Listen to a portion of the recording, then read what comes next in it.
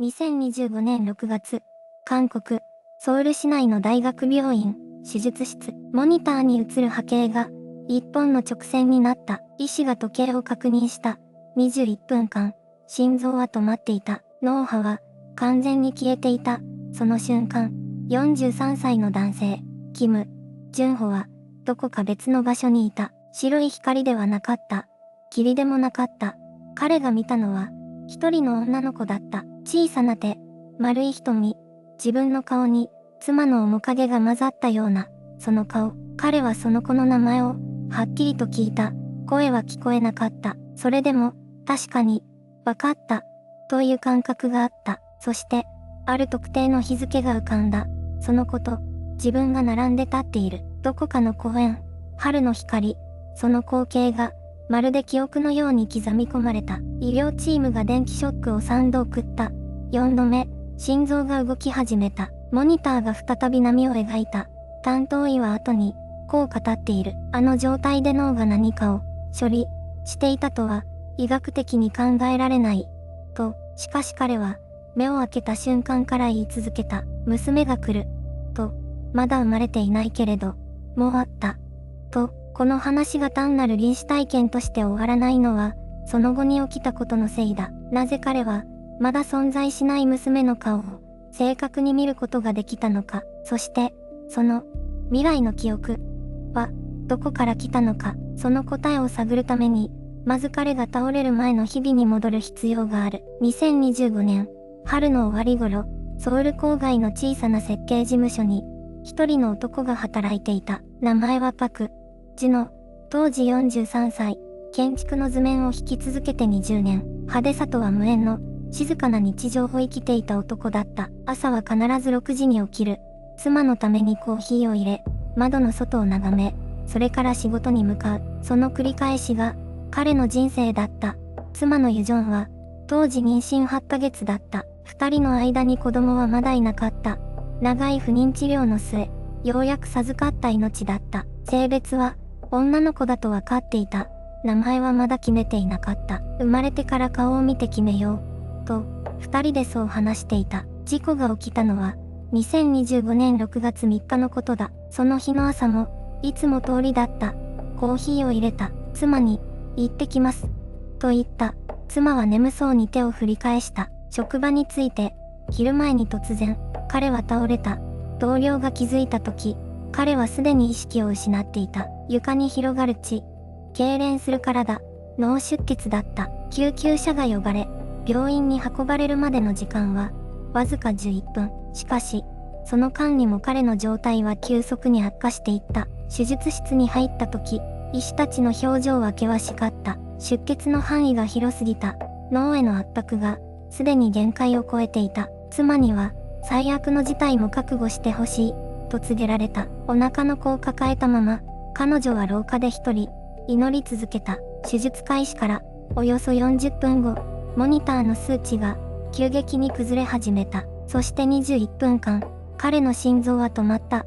脳波はゼロになった。医学的には、死の縁だった。しかしその瞬間、彼はどこか別の場所にいた。次のパートでは、彼が意識の外で何を見ていたのか、その確信に迫る。モニターの数値がゼロを示した瞬間、手術室の空気が凍りついた。医師たちは懸命に処置を続けた。電気ショック、胸骨圧迫、薬剤の投与。しかし彼の心臓は応答しなかった。21分間、医学的な記録として、その時間は心停止と記された。だが彼自身の記録は全く別のものだった。彼は後にこう語っている。気づいたら、どこか知らない場所にいた。と、天井でも、床でも、廊下でもない、空間の概念そのものが、消えていた。痛みも、恐怖も、なかった。ただ、静寂だけがあった。その静寂の中で、彼は一つの気配を感じた。小さな、とても小さな気配だった。視界に、輪郭が現れた。やがてそれは、一人の子供の顔になった。丸い頬、細い眉、少しだけ父親に似た目の形。彼はその顔をどこかで知っているような気がした。しかし確かに会ったことはなかった。その子は笑っていた。声もなく、ただ笑っていた。彼の頭の中に一つの名前が浮かんだ。誰かが呼んだわけではない。ただ、その名前だ、と分かった。そして次の瞬間、一つの日付が見えた。数字が空間に刻まれるように、はっきりと浮かんだ。彼はその日付の意味をすぐには理解できなかった。しかしその数字は、彼の意識に深く焼き付いた。医療の観点から言えば、この21分間に脳は機能していなかった。神経活動は記録されていない。記憶が形成されるはずの基盤そのものがなかった。それでも彼は何かを見た。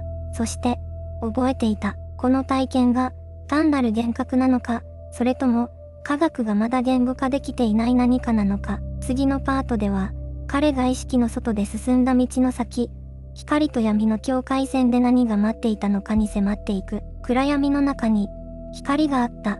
彼は後にこう語っている。最初は何も見えなかった。ただ、静かだった。こんなに静かな場所がこの世界に存在するとは思っていなかった。と、やがて遠くに細い光の筋が現れた。それは徐々に広がり、奥へと続く道のような形をとり始めた。いわゆるトンネルだ。臨死体験の証言の中で最も多く語られるあの光景。彼もまたその入り口に立っていた。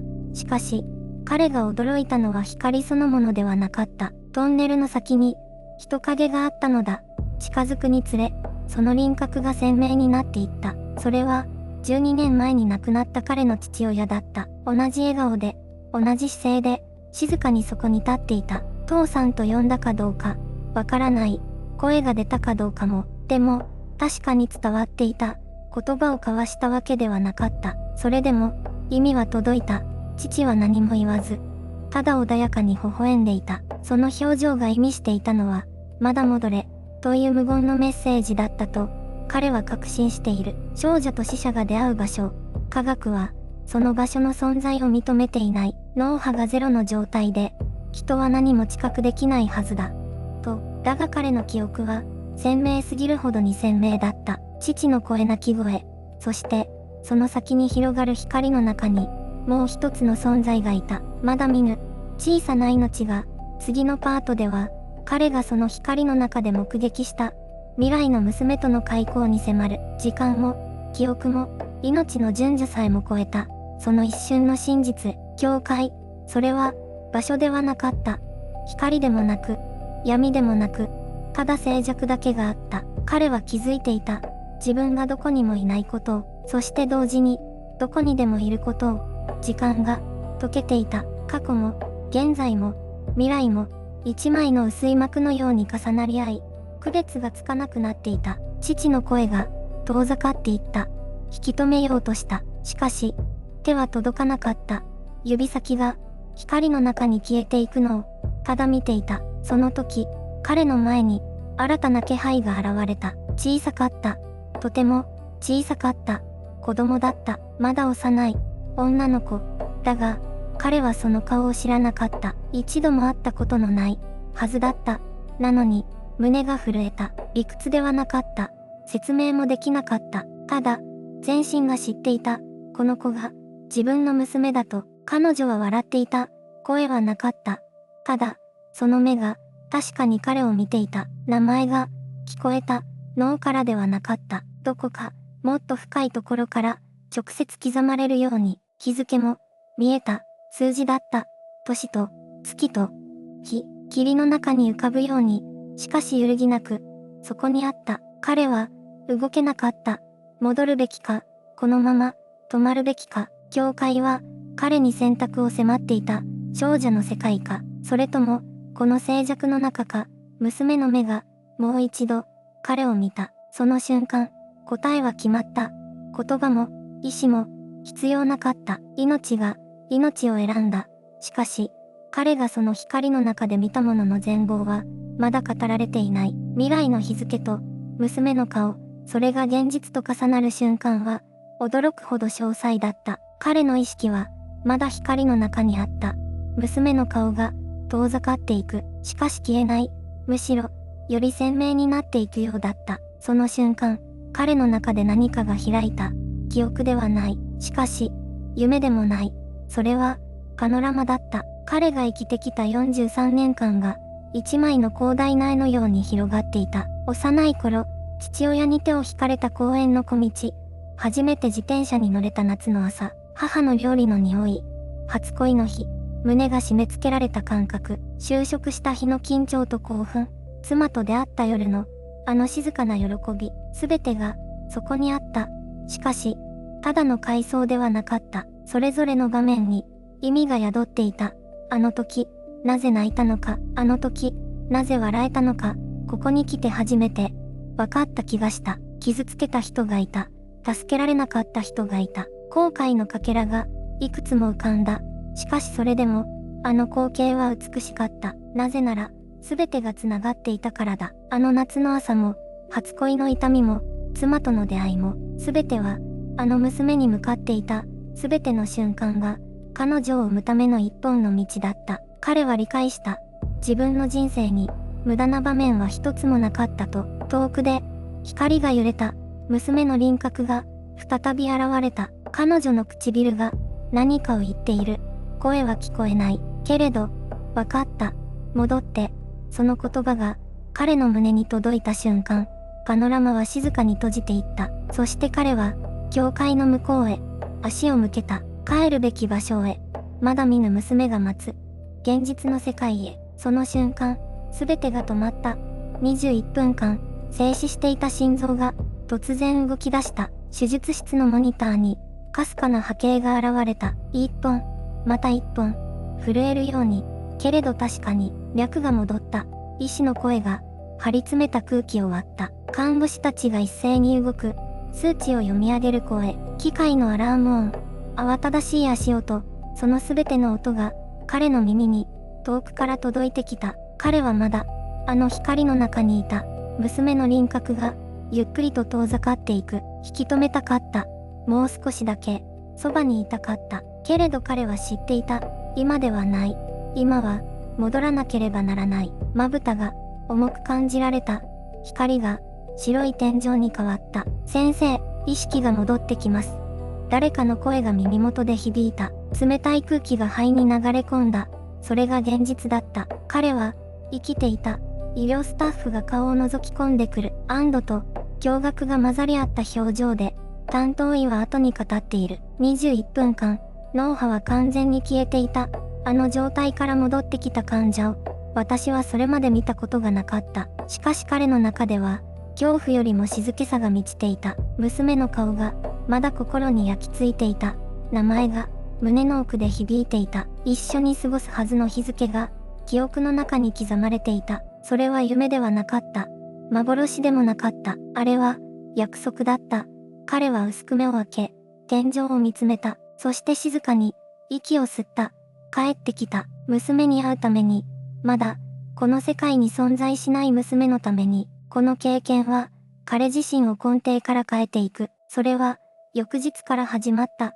翌朝、彼は目が覚めた瞬間に気づいた。何かが、変わっていた。以前の自分なら、まず仕事のことを考えた。締め切り、会議、数字。しかし今、目を開けて最初に浮かんだのは、あの顔だった。まだ生まれていない、小さな娘の顔だった。彼は病室の天井を見つめながら、静かに手を胸に当てた。鼓動が、確かに感じられた。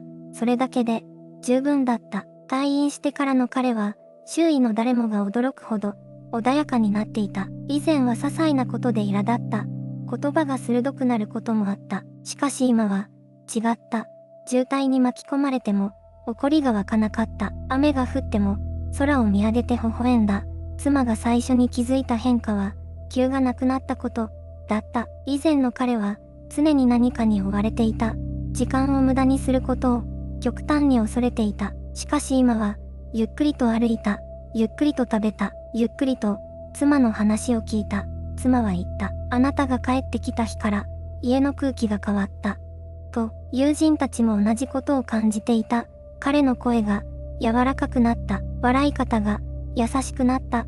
誰かの痛みに、以前より深く寄り添えるようになった。彼自身は、その理由を一言で説明した。死の向こうで、未来を見た。だから今、ここにある時間が怖いほど愛しい。待つことが、苦しくなくなった。娘が生まれてくるその日まで、一つ一つの朝を丁寧に生きることが彼の新しい使命になっていた。しかしこの経験は家族だけに止まらなかった。やがて科学者たちの耳にも届くことになる。彼が体験した時間を超えた記憶は果たして神経科学で解明できるものなのか、それとも科学の外側にある何かなのか。科学者たちはこの証言を無視できなかった。2025年、43歳の男性が経験した21分間の心停止。その間に起きたことは、現代の神経科学が持つあらゆる理論の枠を静かに、しかし確実に超えていた。脳波が完全に消失した状態では、いかなる記憶の形成も、知覚も、思考も、理論上は不可能とされている。脳は酸素を失えば、数分以内に機能を停止する。それは医学の常識だ。しかし彼は、その不可能な時間の中で、まだ存在しない娘の顔を見た。名前を聞いた。そして、共に過ごす未来の日付を確かに受け取った。神経科学の立場から見れば、これは、臨死期に生じる脳の誤作動と説明されることが多い。エンドルフィンの放出、側頭葉への異常刺激、酸素不足による幻覚、そういった言葉で体験は分類され、棚に収められる。だが、ここに一つの問題がある。幻覚は知らないものを見せない。彼が見た娘の顔が3年後に現実となった。医療スタッフさえ確認できなかった。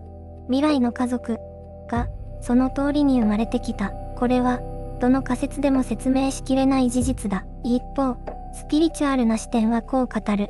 死の境界線において、人間の意識は肉体を超え、時間という制約から解き放たれる。過去でも未来でもない。すべてが同時に存在する場所へとつながる。その場所で彼は娘と出会った。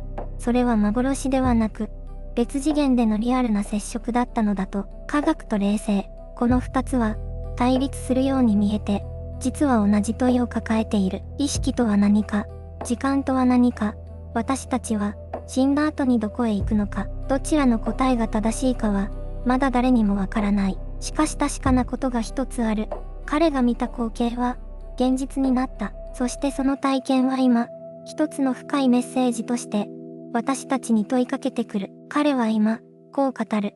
あの21分間は、私の人生を根底から変えた。と、死の淵で見た娘の顔、その名前、そして共に過ごすはずの、ある特別な日付、すべては現実になった。偶然と呼ぶには、あまりにも正確すぎた。彼が私たちに伝えたいことは、一つだ。私たちは、今この瞬間だけに生きているわけではない。と、時間は、私たちが思うよりもはるかに広く、深い。意識は、脳が止まった後も、どこかで続いている。そして愛する存在とのつながりは、死さえも超えていくのかもしれない。あなたが今、大切に思っている人がいるなら、その気持ちを、明日に先送りしないでほしい。彼の娘は、2028年に生まれた。父が死の中で見た。その顔のままに、これは、奇跡の話ではない。これは、時間と意識と愛について、私たちが何も知らないということを、静かに教えてくれる物語だ。